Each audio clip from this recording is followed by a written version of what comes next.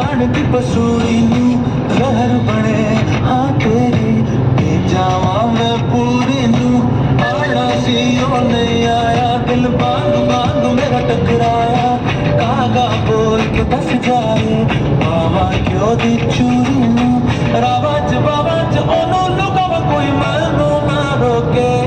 ਮੇਰੇ ਢੋਲ ਚ ਵਈਆ ਨੀ ਤੈਨੂੰ ਖਬਰ ਕਿਵੇਂ ਹੋਵੇ